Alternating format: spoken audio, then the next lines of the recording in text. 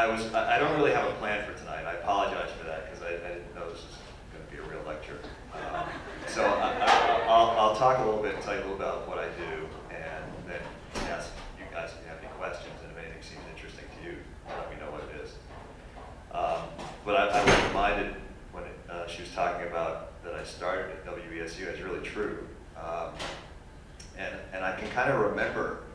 I've been through several iterations in radio. I started in music. I thought the way I got into radio was I thought, well, gee, I can play better music than what they're playing on this station. When I was a kid. So I started by being a disc jockey, which I came to learn later is actually a pejorative. Literally a disc jockey, that people in the business consider disc jockeys sort of the lowest form of slime. And all they would do is like take one record off and put another one. And then I got interested in news as my interests changed, and I was here at Wesleyan. And I started reading the New York Times and some other things. So I got a little bored of spinning records, and I started doing news. And it was while I was doing news at WESU that the first inklings of my career in comedy came out. When that happened was I graduated in 1984, year of our Lord, AD. And we were covering the presidential election at the time. And Ronald Reagan was running against Walter Mondale. And I was one of the newsreaders, and we would sit around this table in the basement of Clark Hall. There were several mics. And we shared the responsibilities. There were 3 or 4 of us that would sit around and read one story after another. And it was really not that good. It was just like we're reading stories off the internet. But we're reading about, I had a story about Walter Mondale campaigning in New Hampshire that day. And the copy said that Walter Mondale was stumping in New Hampshire. And I thought it would be much funnier for these 3 girls at the table if I read that Walter Mondale was stumping in New Hampshire today. So I did, and it got a good laugh. And I remember thinking, this is more fun than doing news. I like this better. And so it's not a great surprise that I ended up in that side of the business. What would you like me to tell you about? I can tell you about how the shows are produced. I can tell you about my meeting today for Wait, Don't Tell Me that I just had about this week's show. I'll give you some of the secrets, but you can't call and win, okay? The way we work the production of the show is we have a meeting every day, 4 days a week, and they get increasingly more specific about the material. So on Monday, we're just talking about what's happening that week, general things, who's our guest going to be, who do we want, topics for things like that, ideas for sort of fun, different stuff, getting a lay of the land. Tuesday we're really talking about specific stories, throwing stuff around, trying to make jokes out of stuff, in sort of the writer's room to see what seems funny to us. By Wednesday, we're actually reading some material that's being written, which we're trying to start writing the questions and the answers, to test it out and see what we like, and improve it. And then Thursday, which is today, we do a read-through. It's the last thing we do pretty much before we go and tape the show. And what that is the script is essentially written by mid-afternoon on Thursday. And then we'll get together, and Peter and Carl will be in the room, and I'll be on the phone usually, and I will play all the contestants. And what we're really doing is testing out the material to see if the questions are answerable, if they're understandable, if the stuff is funny, where it's funny, where it's not funny, where it's even too offensive for us, where it's not offensive enough. And so we'll go through the entire show like that, and then basically try to improve all the material or throw stuff out if we really don't think it's working. So this week was actually a pretty hard week for us because the big story of the week is the hurricane. And these are hard stories for us. There's some stories that are very easy for us because they're just funny. They're just people being stupid. Um, when you get stories that actually involve like death and destruction, it's much harder to be funny about it. Not that it stops us from trying, but we know this week we're going to get complaints from people. We know there are going to be people who just say, it's not something you should make fun of. It's not something you should laugh about. And we feel like we don't want to be obnoxious and unnecessary, but it is our job to make fun of stuff that happens. And so we know we're going to get that, but we're going to do it anyway. It's all things considered's job to be sensitive about it and sound concerned. It's our job to find some funny stuff in there. So we were really working hard today to find stuff that was funny about the story. I'm just looking at my notes. We were talking about, there was a quote for Who's Carl. You guys know the show? Yeah. Okay. Which was one of the people from Jersey Shore saying, it totally took off Snooki's porch. Where am I going to kick it now? I don't have Snooki's porch anymore. So we're going to use that. We found some funny stuff in that there was one Starbucks open in the entire city of New York, and what a disaster it was that that New Yorkers couldn't get their Starbucks and Wi-Fi. That's considered a disaster these days. There's the Yale Club apparently relaxed their dress code because of the emergency, so that alumni who didn't have access to ties could still come in. So one of our jobs is to sort of look for the funny angles on these stories, to try to find stuff that, even though the story's serious, there's always something worth laughing about. Our second story is the election, sick of, which is sort of about how everybody is just really tired of it. And the storm had one upside, is at least it got people to stop talking about the election for a couple days. And then our third story at the top of the show is about Disney buying the Star Wars franchise. And our take on that is, is it possible that a huge media conglomerate can make movies as bad as a small artsy director has been doing for the last 10 or 15 years? We had a story that we threw out about David Stern, the commissioner of the NBA, who criticized Barack Obama, saying his basketball game is really not that good. We just didn't think it went anywhere. It was a one joke. We have a story that I liked, which is about how politics these days, because everything is so partisan, and it's making dating hard. That in the real world, not here at Wesleyan, everybody's pre-screened to be politically acceptable. But outside of here, it's people are really have a hard time dating someone with really divergent political views. So the line I liked from that story was, it's making it harder and harder for people to reach across the aisle with their genitals.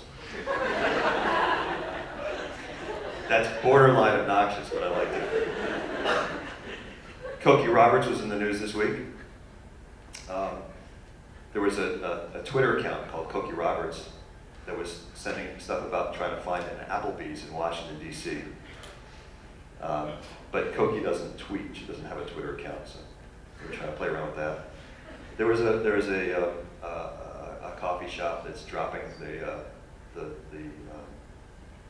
Starbucks lingo, the venti, frappe, half calf, instead of milky coffee is what they're going for, stuff like that. Anyway, so this is the kind of stuff that we'll go through and work really hard trying to make it funny and test it out and see if we can make ourselves laugh. And we'll argue about the stuff, and people will suggest jokes, and if nobody likes it, they'll suggest it again. And then once we're done, we'll go through one more rewrite, and then we'll start the show, recording the show tonight about 7:30 Chicago time.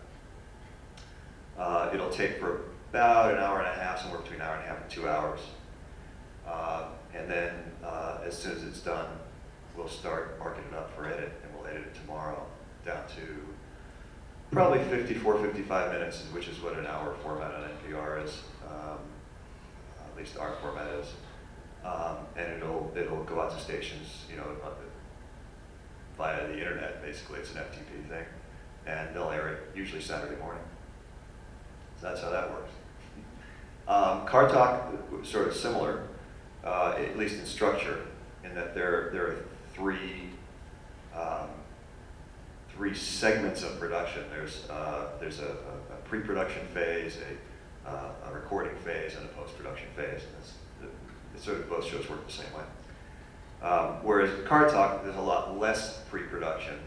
I mean, Wait requires a lot of pre-production. There's a lot of writing. There's a lot of thinking. There's a lot of screening. There's a lot of joke writing and refining and stuff like that, just to get the words just right. Car Talk, a lot of our pre-production is spent, you know, selecting callers.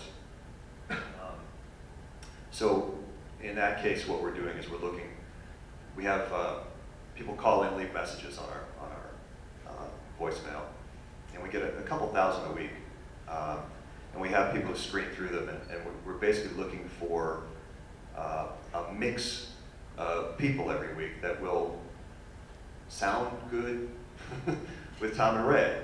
And by that I mean there'll be people who you as a listener would like, or would care about, or would be interested in what they have to say, and then Tom and Ray would be interested in what they have to say. So there's a sort of a matrix we're looking for, and there's that element.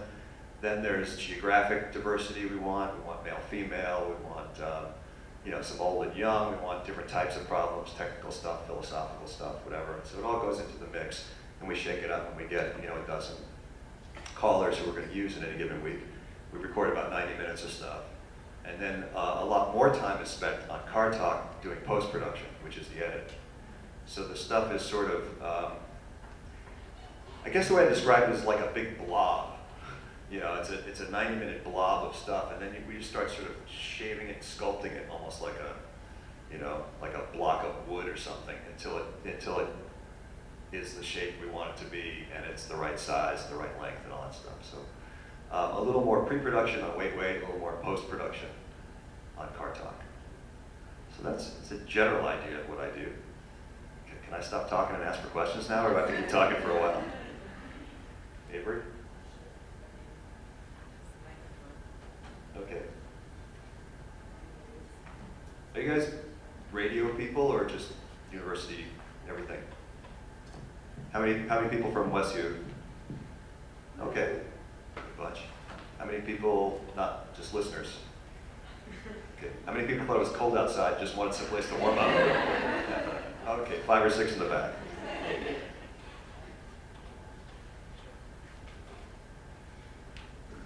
So, with Mitt Romney promising to defund NPR if elected, what is if that happens, what is the future of programming like Car Talk and Wait, Don't Tell Me?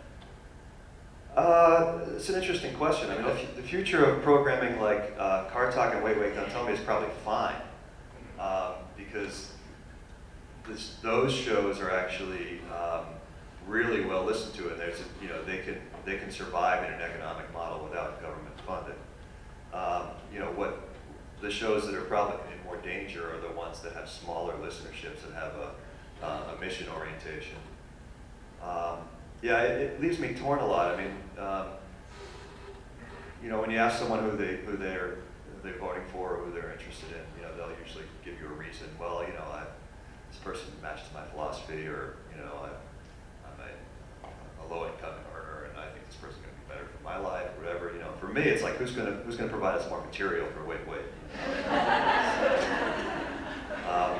So I was really disappointed when Michelle Bachman dropped out, and the pizza guy 999. You know, he was actually my top choice.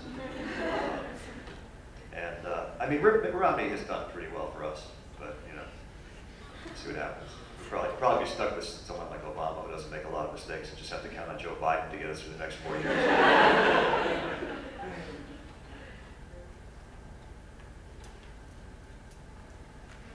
How do you become a subway fugitive? Like, what's the story behind that? It's actually, that's an interesting story. You may have noticed that everybody on the show has nicknames. And generally, it's a shortcut that the guys use to embarrass you. It's like, remember, I know about this. So the Subway Fugitive story took place in Washington, D.C. I was doing some work for NPR back in the early to mid-90s sometime, and it was October, and I was there, beautiful fall day. I was staying somewhere at a hotel, and I had a nice 10-minute walk to the metro, and it was one of those glorious days with the blue sky and 65 degrees, and everything was great. And I stopped at this new coffee place at the time. It was new at the time, called Starbucks, which it wasn't new, but they were just starting to proliferate like dog shit everywhere. It was rare to find one. It was like a great find. It was like, wow, good coffee, So I got myself a decaf, and I walked onto the metro station, and I went in, and I walked down to the platform, and I was standing there. And I'm standing there waiting for the train, and a woman comes up, and I can't really tell what her story is. She's got a canvas bag, and she looks a little frumpy, and she says to me, "You can't drink that in here." Oh, thank you. I didn't know what to say. And she says, "No, you can't drink that in here. There's no eating or drinking in the metro." Anybody from DC? You know this, right? It's true. So I say, "Oh, thank you very much." She says, "No, you got to get rid of it." I said, "What do you mean I got to get rid of it? I just got this. I just got the coffee. I was enjoying it." She says, "It's illegal to eat or drink in the metro, and if you don't get rid of it, I'm going to have to take action." So I was originally a New Yorker, so I was like, "Oh yeah?" She says, "That's it. I'm writing you up." And she reaches. I was a little worried that this was a scam of some kind. Also being a New Yorker, it's like, okay, she wants me to take my wallet out. She's gonna grab it and run. I didn't really. She said she needed to see my license and stuff. So she said, "I'll write you up." And she pulls her ticket book out of her canvas bag, and she says, "Come over here." And we go over to the garbage can. She's gonna write on top of the garbage can. So I put my coffee down, and she starts writing me up. She takes my license and she's writing the ticket. And I say, "Would it be all right if I finish the coffee while you're writing that up?" And she says, "Oh no, sir, you can't do that." I said, "Then you'd be continuing to perpetrate the offense, and I have to take you in." And I said, "You're kidding me." She said, "Oh, sir." She said, I said, "What would happen if you took me in?" She said, "Well, you'd spend the afternoon in jail, and if you're lucky, the judge would see you by dinner time, and you'd be out by dinner." I said, "Really?" This is the time when they had a mayor doing crack. Okay, this is very common. Okay, and this woman's on me for the coffee. Okay, so I'm a little incredulous.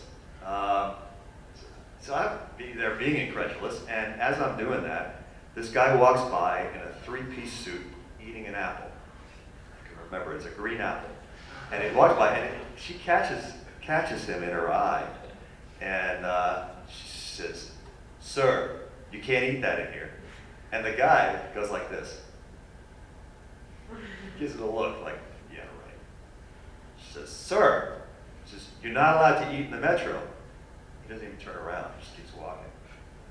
And she says to me, "Wait right here." She says, "Sir, you're under arrest." And she blows her whistle, and some guy comes running down the platform and grabs the guy up. And they're arresting this guy for eating an apple. And all of a sudden the train comes. And I don't know how I thought this fast, but I look at the train, I look at the arrest going on, I look at the ticket with my name and my license, so I take my license and I tear off all 4 copies of the ticket. Just good thinking. And I hop on the train, and my heart's pounding, and the doors close, and I'm the subway fugitive.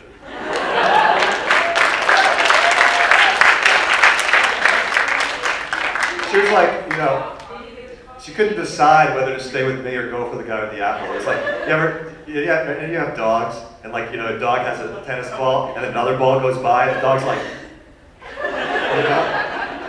can't decide which one he wants. I did leave the coffee, although according to Tom and Ray's, she guess I should follow this up. So I get back to NPR, and I'm sweating. I'm like, man, that made me, I don't know if they had cameras there. I don't know if they're gonna come after me. I'm sure it was a much worse crime to tear out the tickets and to leave than it was to drink the coffee. I have no doubt about that, but it was sort of a quick decision. So I called, I don't know if it was my wife or my girlfriend at the time, one of the same person. I don't remember what year it was. And, I said, geez, I can believe what happened, blah, blah, blah. So, anyway, by the time I get back tomorrow, she had already called them and told them the whole story. So they told it on the air. According to them, I not only brought my coffee with me, but I had a bagel and cream cheese and logs and 3 eggs.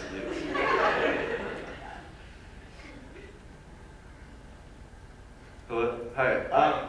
Could you talk a little about how Car Talk and Wait started, and how, I guess, the key players like Carl and Peter and Sure. Tom and Ray? Sure. How you met them? Car Talk is an interesting story. It's something that, it couldn't happen. I was just talking to somebody down here about it earlier. I don't think it could happen at the same place now that it did at the time. It was a very loose station. It was WBUR in Boston, which is now Boston's big NPR station. It's a powerhouse station, with great ratings in the market. Everybody who's anybody listens to it every morning, and it wasn't at the time. At the time, it was a community station. Sort of like what WESU used to be like. I don't think WESU is even like that anymore entirely. Somewhat, half community. Okay. And so they had volunteers. If you had enough records and you're willing to do it, you could bring your records in and have a show. And that was how they staffed the place. Of course, it was 50,000 watts, which was huge. So nobody knew it was really going all over the metropolitan area, but it was. So they had a show for everything. It was a time when they had the prisoner show. They had the lesbian show. Everything had an hour. They had the lesbian prisoner show. They had a show on stereo equipment, and they had a show on woodworking. And so they're always looking for stuff. And so this guy who had this generic talk show decides to do a show about car repair one week. So he invites 6 area mechanics in to come and sort of talk and answer questions about cars. And among those 6 that got invited were Tom and Ray, who had a little shop in Cambridge called Good News Garage. And Ray thought it was a dumb idea. He wanted to do his meditation, so he told Tom to go. Tom figured, well, maybe we'll get an oil change out of it. Someone will, hear our name and maybe come to the shop. So he went. Turned out he was a panel of 1. He was the only one who showed up. So he's there, and they asked him about cars, and he sort of said everything he knew about cars. And that took about 5 minutes. And then they said, well, let's take some calls. Oh, great, we'll take some calls. And so they opened the phone lines, and people started calling, and they just kept calling. And so the guy who had invited him in said, gee, that was great, you want to come back next week? And Tom said, sure, can I bring my brother? And the guy said, yeah, no problem. So he came back, 2 of them came back the next week to find that this guy had been fired during the week. His name is Vic Wheatman, by the way. We have the letter from him. He left a note saying, I won't be here, guys, good luck, try to watch your language. And so he left Tom and Ray to do a show. And I really do think that is one of the reasons the show is as good as it is, and the guys are as good as they are, is that it was a wonderful case of benign neglect. It's hard to make that happen now. Or at least it can happen, but it won't happen at the same place it used to happen in. It's going to happen in some other place where nobody's paying attention. That's where this kind of stuff will come out of. So no one told them they had to talk like this on the radio. And no one told them they couldn't laugh, and no one told them to be serious, and to not interrupt each other, and so they didn't. So they were themselves, and they became entirely themselves because no one tried to make them sound like everyone else. And so now no one sounds like them.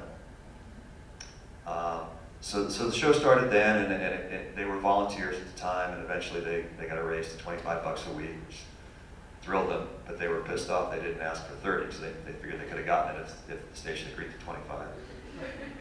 And then in 1987, Susan Stamberg, who was a host at NPR, invited them to be on her new show, which was a Sunday show, and do a segment on the show. And then 9 months later, we launched it as its own show. This was 1987, so it was 25 years ago last month. Wait Wait was a little different. Wait Wait, I'd been doing Car Talk then for 10 years, not 10 years, maybe 5 years, 6 years. And NPR asked, they said, can you come up with something to go after Car Talk? That was the only instruction I got. Because they had at the time, NPR was classical music and some news and one comedy show, and they thought it'd be good to have two. That way, there'd be a bigger window and people might find it if they wanted it. So that's when I came up with the idea for a comedy news quiz. It just seemed like it made sense for a variety of reasons. And then we started developing and started trying different people and trying different ways of asking questions and different formats and ways to play games. And it was sort of a long period of trial and error, and finding people through other people. And we sort of need a really specific skill set for what we're doing. We need people who are knowledgeable, who follow events, yet can do improvisational comedy, play well with others, are literate. So it's very difficult to find people who do that show well. It still is, and most people who want to do it don't end up doing well. Did I answer that more or less? Okay. What about Peter and Carl? Peter came to us. We, again, like I said, it was a we were, just sort of calling people we knew and saying, this is what we're doing. Who do you know who sounds like they might, fit this kind of bill? We're just trying out everybody we could think of. And somebody, I don't remember exactly how we got to him through somebody. He was living in New York, in Brooklyn. He was trying to be a playwright. And he was apparently, said he was yelling at his radio all the time, sitting around in his underwear. And that's our man, So he started as a panelist. He was one of the panelists at first. We had a different host when we first started out for a few months. And then we liked him so much we elevated him to be the host. Carl was, that was an idea I had because when I was a kid, I used to watch the reruns of this show called You Bet Your Life, which was Groucho Marx quiz show that Groucho Marx did. And when I was a kid, it was already old. It was from was it the 40s, late 40s, 50s maybe? Anybody remember? I don't. So yeah, you're admitting Okay.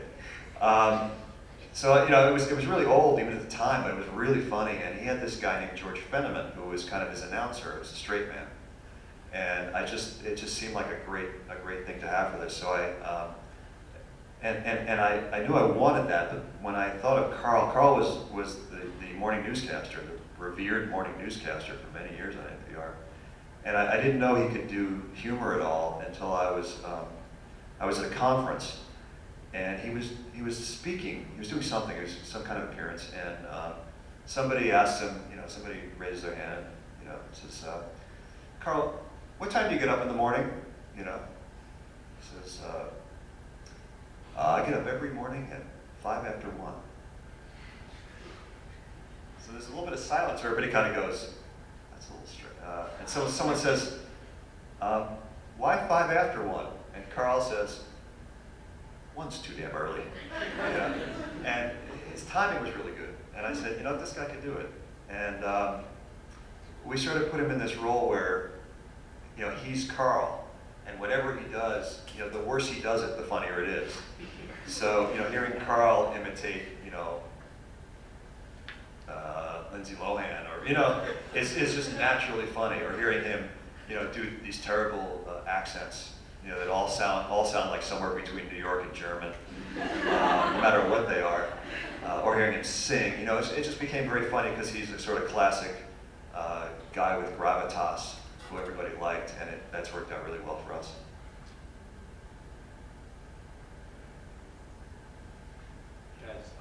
Want to yell? Yeah.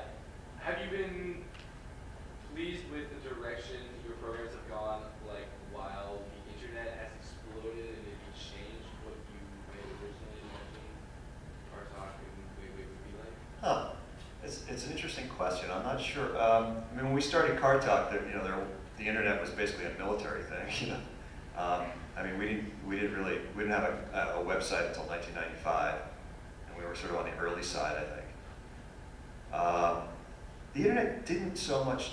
I mean, it changed things on the periphery for us. It didn't change the heart of the show, which is really Tom and Ray talking to people, because that really is what people tune in for, I think. It's to hear these guys who are just interesting, funny, nice, likable guys talk to real people and sort of see what happens. So I think that's really remained the same. I mean, we started obviously getting email, instead of snail mail. We stopped getting faxes, puzzler answers. A lot of material went around the web a lot faster. So it's a sort of unrelated point. Ray and I was just talking yesterday about why you never hear a joke anymore. It's because they're all on the internet. There are no new jokes. We've now read them all. When's the last time you went up to somebody and they said, "Hey, I got a great joke for you"? Wait Wait sort of grew up a little more in the time of internet. So we basically screen through the internet. We use the internet. I mean, by the time we started, we were already looking for all of our material on the internet. And there's sort of we're part of I think a sort of side industry that's been created, of which, there are Tumblr things and Daily Show and a bunch of different sites and programs that sort of take advantage of the fact that there's this news industry. And this news industry exists, and there's so many people in it, there's so much time to fill, that they have to report stuff every day, all the time, and they do the work of reporting what everybody's saying. And there's so much that has to be reported, so much that gets said, that all we have to do is just wait for it, and find it. So in a sense, our show is made easier by the internet. And there are ways now to pick things up, that we hear about a lot faster, for obvious reasons, from Twitter and from social media. When something funny or interesting happens, there's, someone starts sending it around, and we'll pick up on it. We can go back and find the primary source. Yeah. Is that what you're? Yeah. Okay. Do you have a favorite source, or I don't know, news source that is consistently reporting hilarious things? No, everybody has their own sources, and it's usually not the hilarious stuff. We don't, that's not where we find our stuff. We actually find, what we special in is actually looking at the real stuff and pulling out, the stuff that ends up being funny, Yeah, there was a recent example, which is one where it happened in a huge way, was the Binders Full of Women. 10 years ago, it wouldn't have happened that way, It wouldn't have been all over the place. It would have just been kind of an interesting, funny thing, But that's sort of the kind of thing that we're always looking for, to pull out just sort of strange bits and pieces, sub-stories, weird things people say, weird things people think, bad ideas, bad science, all that kind of stuff that you need to know about. Is there anything additional in the way of production that you usually do for the podcasts of Wait Wait Don't Tell Me? No, the podcast is just a copy of the broadcast show. One thing we've thought about, which I think we'll probably do at some point, is our show is recorded live every week, and as I mentioned, we record more than we need. We do 90 minutes to 2 hours. So there's often stuff that we take out for various reasons. Some just because it's not funny, or it doesn't go anywhere, or it doesn't go the way we think it's going to go, or someone can't guess the answer, or something goes wrong, just the question doesn't pan out. Sometimes it's because the material's a little bit too edgy, or it's too blue, or whatever. So we've thought about taking some of that stuff and making it available, not on broadcast, like through a podcast or something. calling it not for air or something like that. Because people tell us when they come to the shows that it's great to see everything that doesn't get on the air. You know, that's part of the fun, is sort of seeing what actually happens and how it gets created. So, thought of that. Yes. Have you ever had people unhappy? Sorry, I didn't know. No, go ahead. Speak up. But has there ever been anyone unhappy with the way you chopped out what they said? Well, we chop out stuff for Car Talk and Wait. So yeah, occasionally. The bigger complaint is usually in Car Talk, because we'll drop entire calls if the call just isn't that good. So, you know, some guy will call up and say, I told my whole family I was going to be on this week, you know. We try to warn people. We say, you know, we take more calls than we need. Not everybody's going to make it on the show. Once in a while, one of the things we try to screen out is people who want to be in show business. The callers who, like, you know, have their jokes ready. It just never sounds good. So we really chop the hell out of them. So they end up saying, hi, my name's Bob. I'm a lawyer. Okay, let's play, you know.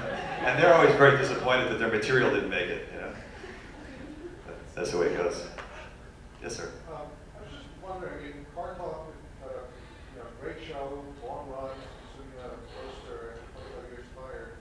So when things started, ending up, was the decision ever made saying, well, rather than just continuing this thing with reruns, why not find a new pair of hosts, a new generation, give someone else a turn to, Yeah. Is that ever considered? Sure, yeah, we had a lot of discussions about all kinds of things, including that.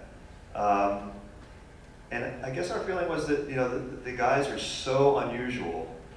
You know, they're brothers, their backgrounds are so unusual, their repartee is so unusual, that we felt like anything we did, even if we found pretty decent people, would feel like we were trying hard but not making it.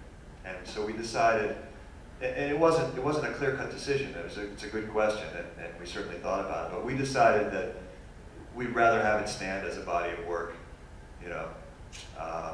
rather than try to continue that particular show with some other people. And then if something else came along, or we could develop something else at some point, even on a different topic, we'd be open to doing that. I think everybody remembers the disaster that was, after Abbott and Costello, the team of Abbott and Goldstein, which really didn't last very long, Tough room. Yes? Do you think the radio personalities of Tom and Jay were affected or magnified by the popularity of their show? In their case, no. It was really interesting. They're exactly what they sound like, and they really always have been. They are humble. They are shocked that anybody listens to them. They don't know why anybody would listen to them. They don't know why anybody would want to meet them, call them, I mean, they're the kind of guys you just put somewhere and they have a good time. And it gets them in trouble, But you put them anywhere, and a couple minutes later they're laughing about something. And so they were really not affected. It was really refreshing and nice to have that experience with them. Yes? Okay. How many, what percentage of the listener base for Car Talk do you think was actually has any interest in cars? And as someone who also doesn't have interest in cars and who actually listens to it, what do you think? What do you think draws people to it? Why was it so universally popular? Yeah, I think the percentage of people who have a real interest in cars, probably low single digits. And it was a conscious decision to move away from that, because when they were first doing their show as volunteers, they were talking to people who really cared about their cars. In fact, they were helping people fix cars. They were talking to people through repairs. Well, okay, go grab a 10mm wrench. Now look under there, and this is, you'll see this bolt. And what we felt was, gearing it more toward people who live in a world with cars was far more broadly appealing. And their appeal in general was very general. It was very universal in that they're funny, they have an attitude toward life, which is that it's only a car, you know, but that applies to everything. And they're willing to talk about everything, whether they know anything about it or not. They're willing to admit they don't know anything. They're kind, you know, they have a positive view of the world. It's sort of refreshing and, you know, like a better word, uplifting, you know, to spend an hour with them. It just makes you feel good. They're laughing. You think, well, how bad can things be? And I think that's really the appeal of the show. I think in both shows really, from a production point of view, the format or the actual details of what's being talked about is more of an excuse for the people to be on the air for an hour, having a good time and being themselves. I think that's true, you know, in terms of cars, talking about cars. They can be talking about anything, nothing would matter. And in a sense, wait too, you know, we have the news quiz, which is, you know, it's a quiz, it's kind of fun, but it's not, you know, it's a ladder for those people to climb up during the hour so that we can listen to them do their show. So, yeah. I don't know if I'm right about this or not, but it seemed like maybe 4 or 5 years into Wait, there was some change that happened. Yeah. So the show got a lot better. Yeah. And is that when you started making it where they were all actually in the same physical location? Yeah. And then just another follow-up, actually, unrelated question, but it seems like there's a greater than average reference to drugs on that show. On Wait, every now and then by Peter. I was wondering which of the writers that comes from. Not me. Okay, so the first question was what happened a few years into the show. Yeah, we did what is the medical term for it is a suckectomy. No, we started the show and we didn't have enough money to fly everybody in, so we did it by what at the time was called ISDN, which was the broadest telephone line you could get, and made it sound like people were in the same place, even though they were all in different cities. And that leads to a certain amount of awkwardness, just trying to do humor because of the timing. And there was no audience because there was nothing to watch. And an audience is really important for that show too, because it provides an instant focus group for what's working, and it energizes the performers. So, you know, when we became successful enough that we thought we could fill up an auditorium every week, we used that money to fly people in and start doing the show in the same place. That was what you heard, and yeah, it did get a lot better. Not only for the reasons that they're obvious, but also because when we added the audience, about a third of the time was taken up with laughter, so we could get rid of our worst material every week. We could like really save just the cream of the crop, so we didn't need as much stuff suddenly. It was like we were rehearsing for 3 years, getting ready for this, and suddenly it was very easy to do a funny show. And the second question was drugs. Yeah, Peter is goody two shoes. They don't come from him. In fact, we always get down on him when he tries to make a drug joke because it always sounds so inauthentic. I wanted to play. I brought just one quick piece of tape before we go on, but I don't want to forget. At the age where I'm prone to forget things. This is just like some insight into a car talk moment. Let me play this for you. And then I'll tell you what was happening, okay? So what you're gonna hear is sort of a combination of things. You're gonna hear what's going on in the studio with Tom and Ray and another announcer. And then you'll also hear what's going on over the air. So it's a little bit confusing, but we needed both of them in order to explain the story to you. So let's see. This is WBUR 1991. Tom and Ray are getting ready to do their show. 10 seconds!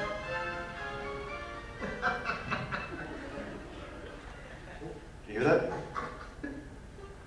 Coming up on 90.9 WBUR, it's Tom and Ray on Car Talk. And then we'll hear one of the warmest voices in American music, singer and pianist Shirley Horn. We're funded by our contributing listeners with additional support from the William T. Grant Foundation supporting child development programs, Robert Krupp's North America, worldwide manufacturers of coffee makers, espresso machines, and other kitchen appliances, and the National Endowment for the Humanities. This is 90.9 WBUR Boston. The snow should taper off tonight. Right now it's 25 degrees at WBUR. I'm Bob.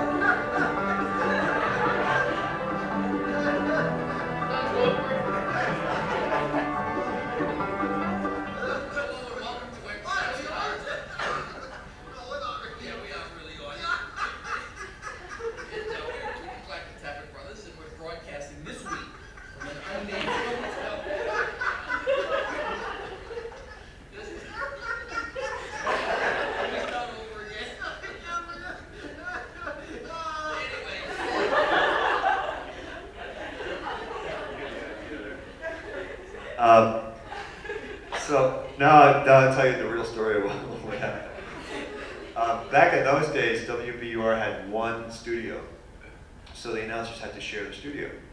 So the guy who was on before Tom and Ray is this guy named George Preston, and there had to be a way to do a transition so that the old announcer, the previous announcer, could get out of the studio, and the next people could get in. So they had this complicated thing where during the first announcement you heard, which was All Things Considered or something, Tom and Ray would come in the booth, and they would sit down and start getting ready, and then George would read a piece of live copy, and while Tom and Ray were sitting there. And then they would go to a second tape segment, and George would leave. So it was all done, so you wouldn't hear that on the air, you wouldn't hear the change. So George was the regular afternoon announcer. This is when we're recording the show on Sunday afternoons at one point, Sunday evenings, 6 o'clock. And Tom and Ray thought it would be kind of fun, because they'd like to have fun, to see if they could screw up George while he was reading his copy. So George would have to read, coming up on WBUR, and he was this classical music announcer, very stand-up, straight guy. And so Tom and Ray thought it was even more fun to try to screw him up.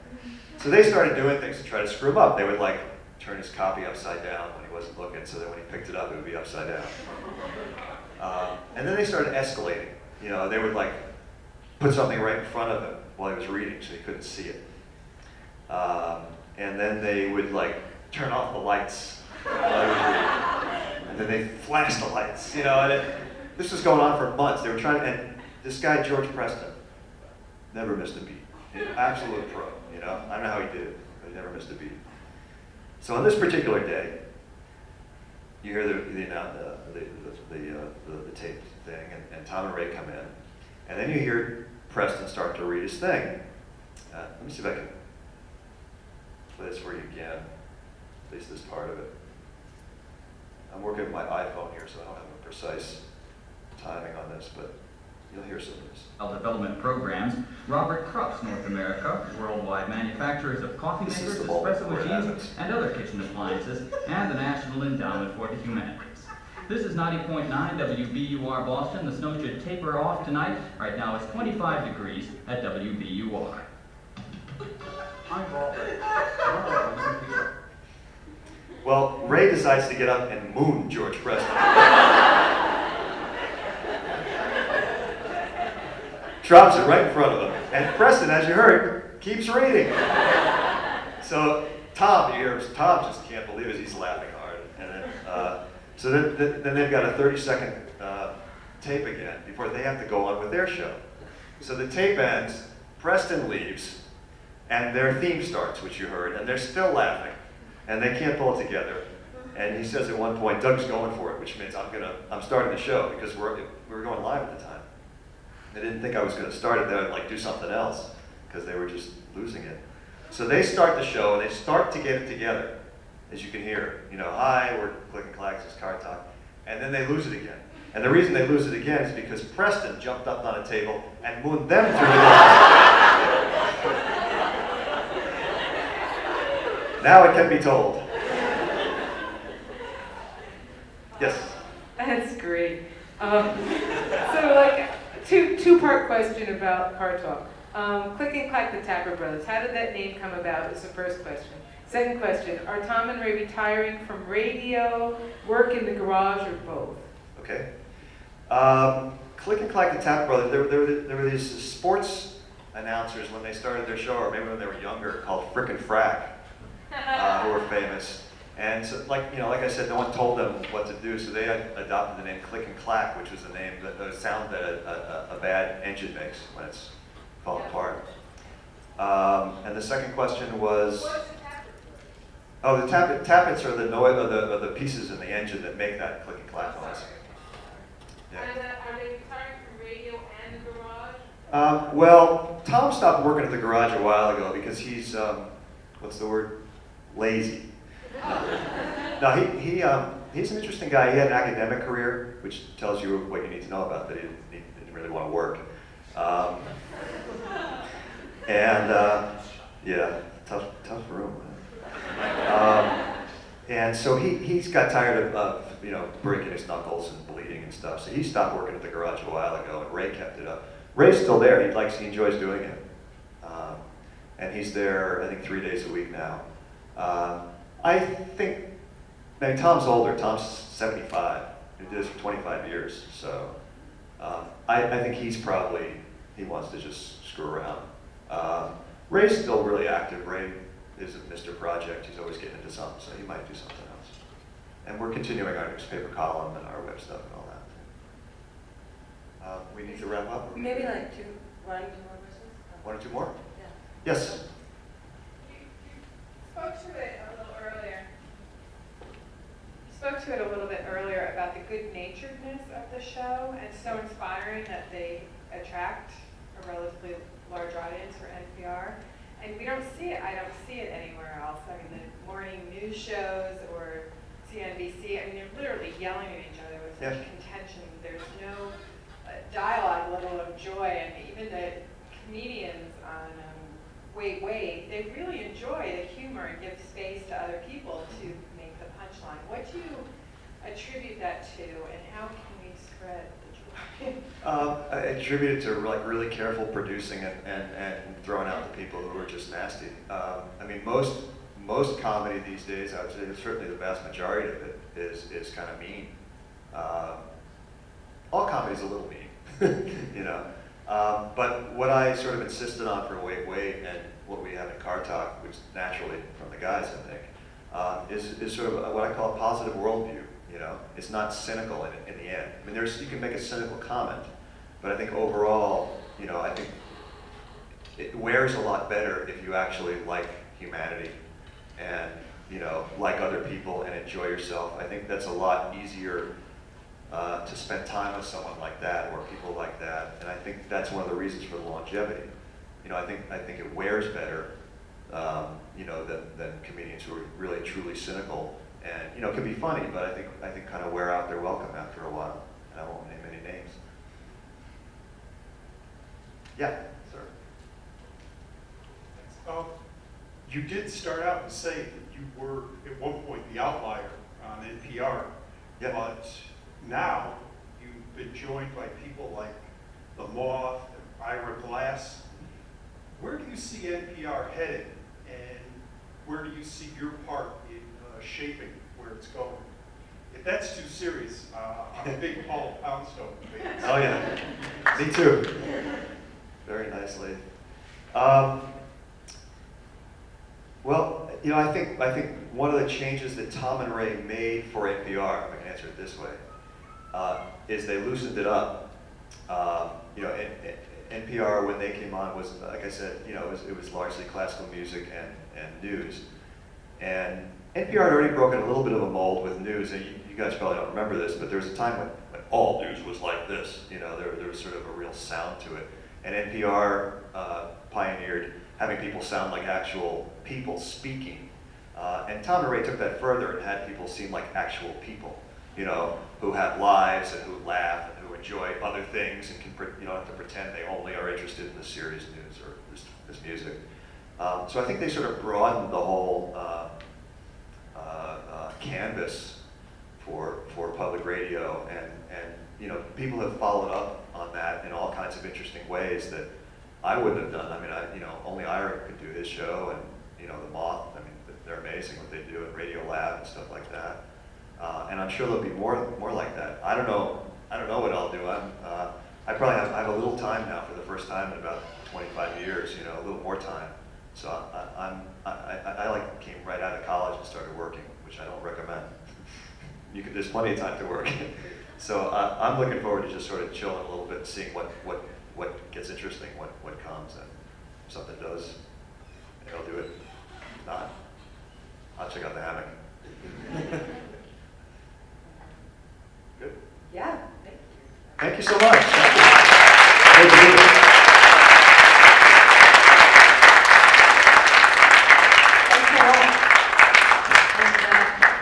If you want to come back next Thursday, we're going to have a producer from Radio Lab in conversation with Professor Brickman, who is actually her thesis advisor. So yeah, next Thursday. Same bad time, same bad place.